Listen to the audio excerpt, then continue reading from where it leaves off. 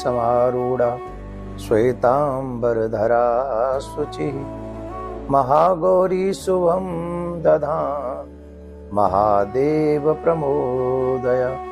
बोलिए जगदम्बा मात की जय। हम और आप सभी इस वीडियो में चर्चा करेंगे महागौरी के रूप की। महागौरी, इनके नाम से ही ये बात पता चलती है कि उनका वर्ण जो है वह बहुत ही श्रेष्ठ वर्ण है और उनका गौर वर्ण है। उनके उस वर्ण की उपमा, मतलब उस रंग की उपमा जिससे दी जाती है शंख, चंद्र और कुंद। चंद्रमा कितना उज्जवल होता है, उनकी प्रभा कैसी उज्जवल होती है, ठीक वैसे ही उनके रंग की शोभा उस चंद्रमा के जैसी उज्जवल है। महागौरी है अष्टवर्षा भवेद गौरी।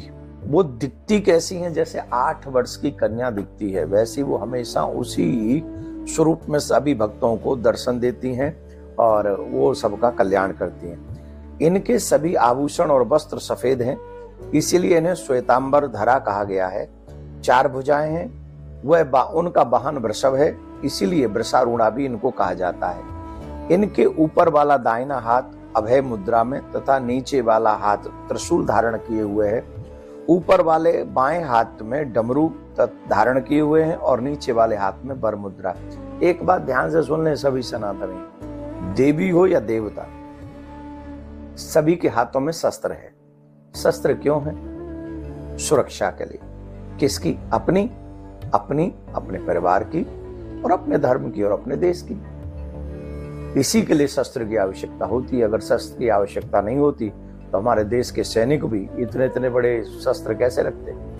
प्रत्येक कंट्री परमाणु बम क्यों बनवाती? खैर, मैं ये जो इशारा कर रहा हूं वो ये है, अपने परिवार की सुरक्षा के लिए कोई ना कोई शस्त्र आप अपने घर में अवश्य रखा करें, जिससे आपके परिवार की सुरक्षा आपकी जिम्मेदारी है। सरकार तो बाद में आएगी, पुलिस बाद में आएगी, आप स्वयं पहले अपने परिवार की रक्षा करें। तो माता रानी भी अपने हाथ में शस्त्र धारण करती हैं। माता गौरी की जो कथा है वो इस प्रकार है कि बाबा भोलेनाथ को वर के रूप में प्राप्त करने के लिए माता गौरी ने भयानक तपस्या की थी। बहुत तपस्या, इतनी तपस्या करी थी कि उस तपस्या के कारण उनका जो रंग था वो काला पड़ गया था, एकदम काला रंग हो गया था। शंकर भगवान प्रसन्न हुए, उन्होंने कहा वरदान मांगो, वरदान मांगो। तो वरदान देने के लिए शंकर भगवान रेडी हुए, तैयार हो गए। तो भगवान से वही वर मांगा उन्होंने, तो क्या मांगा? पर शंकर भगवान बड़े ही प्रसन्न थे, तो उन्होंने गंगा जल से मां भगवती का अभिषेक किया, जिसके कारण, क्योंकि शंकर भगवान भी जानते थे ये रंग काला कैसे पड़ा है, तो शंकर भगवान के गंगा जल से, उस स्नान के माध्यम से मां भगवती का जो रंग है वो कुंद के पुष्प के समान हो गया, एकदम गौर वर्ण, कपूर जैसा उज्जवल हो गया। तो इसीलिए उनका नाम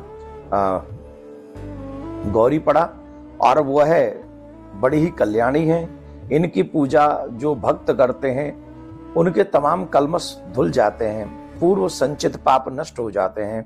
महागौरी का पूजन, अर्चन, उपासना, आराधना कल्याणकारी है। इनकी कृपा से अलौकिक सिद्धियां प्राप्त होती हैं। नवरात्रि के 8वें दिन माँ गौरी का पूजा करने से बहुत मनोकामनाएं पूर्ण हो जाती हैं। माँ महागौरी राहु की स्वामिनी मानी जाती हैं। जिन जातकों की कुंडली में राहु की दशा गलत हो, उल्टी सीधी हो, या राहु उन्हें तंग कर रहा हो, तो उन्हें महागौरी का पूजन 8वें नवरात्रि के दिन अवश्य करना चाहिए।